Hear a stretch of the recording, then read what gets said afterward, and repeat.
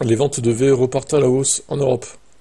Si le marché global continue de plonger avec une baisse de 6,1% des nouvelles immatriculations en septembre 2024, les ventes de VE se relancent. Au mois de septembre, la part des voitures 100% électriques a atteint 17,3% sur l'ensemble du marché européen, contre 14,8% l'année dernière. Les ventes se relancent et c'est une bonne nouvelle, ça devrait permettre aux constructeurs automobiles de reprendre confiance en tout.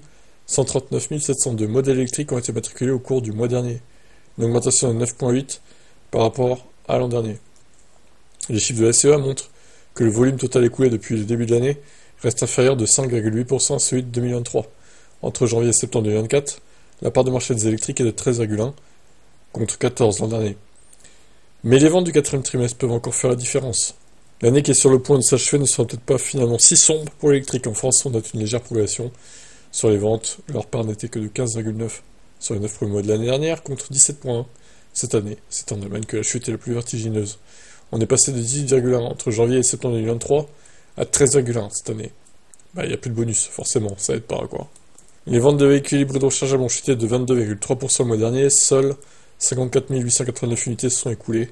En septembre 2024, les PHEV ne représentent plus que 6,8% de part de marché, contre 8,2% l'année dernière.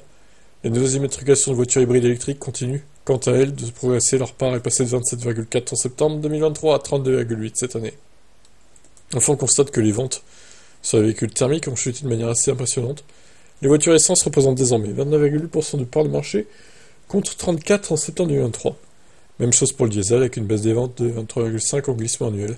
Leur part de marché tombe à 10,4% en Europe. Finalement, seuls les électriques et les hybrides progressent. Donc en gros, les hybrides sont en tête, au final. Il y a les hybrides, ouais, c'est... Enfin, encore une fois, j'ai mon avis dessus. Certains roulent en hybride, ils se donnent bonne conscience, mais bon... si c'est pour gagner encore une fois 0,4, 0,5 litres au 100, ouais, bon. Ça reste mieux que du full thermique. Mais bon. Bon, on va suivre les chiffres d'ici la fin de l'année, voir comment ça évolue, etc. Et puis, on se redit. Qu'est-ce que vous en pensez de ces chiffres pour septembre ?